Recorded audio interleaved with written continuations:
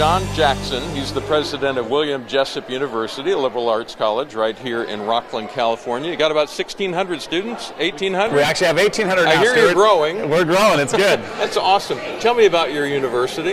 Well, we were started in 1939. It was started as a Bible college, but in 2004 we moved to Rockland, California.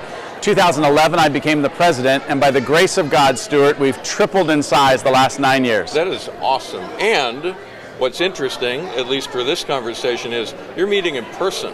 We are. It's been an amazing blessing. We have a great relationship with Placer County, with the city of Rockland, and our surrounding communities. So we are allowed to meet face-to-face. We have face-to-face and online. Both of them are available, but our students are loving it. We have about 1,850 students here in Rockland, and we have a small center in San Jose with about 200 students. How do you do that? I mean, what's it like being in class at your university? Well, we pay attention to social distancing, so the desks are 6 feet apart. We don't require masks in the classroom. We do require them outside just to be safe, so we're trying to be responsible with the protocols, but at the same time exercise the freedom that we have. What are your thoughts about the restrictions that are coming down from the government? Well, let me just say this first of all. I want to be a person who prays for people in authority over me. I want to be a person who respects and honors, but quite frankly, I think our governor is confounded. He's confounded by the circumstances. I think the restrictions are ridiculous.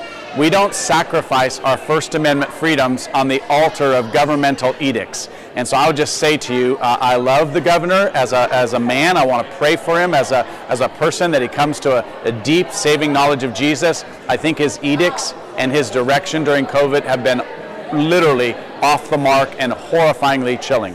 One thing that our attorneys have been paying attention to is whether the restrictions are the same for groups that are the same, for people that are gathering the same, but that's not what we're seeing here. Not at all. In fact, I can go to Lowe's, I can go to Home Depot, I can go to a supermarket, and I can go to a number of other settings. In fact, go to a garden center in California and ask yourself if it's crowded, is there 6 feet distance, and does everybody have masks? And the answer is it's crowded, there's no 6 feet distance, and there's virtually no mask.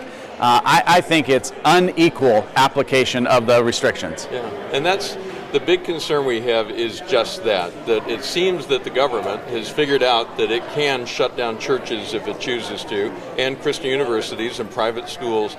And that's a major concern because that's not being equally applied. Now, we all have different opinions about what are reasonable restrictions. Right. And we can have a conversation about that, but we just want it to be fair.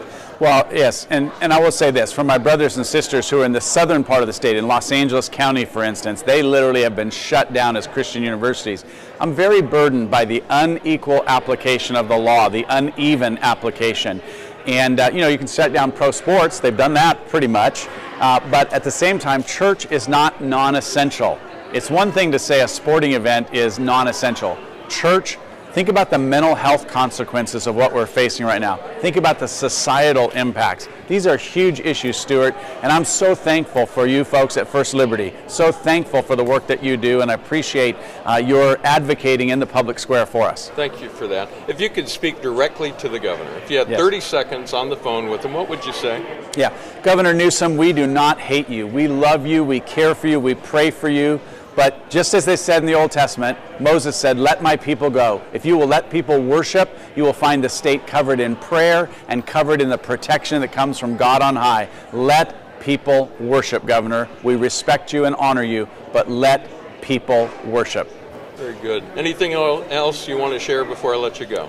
I just want to encourage people who follow Jesus Christ, who are people of faith, and people of family and community across the state, to be consistent and be faithful. Be a loving person in worship, but be a loving person in the supermarket aisles. Be a loving person when you're at the car wash. Be a person of consistency and faith. John Jackson, thank you for making time for us. Thank you, Stuart.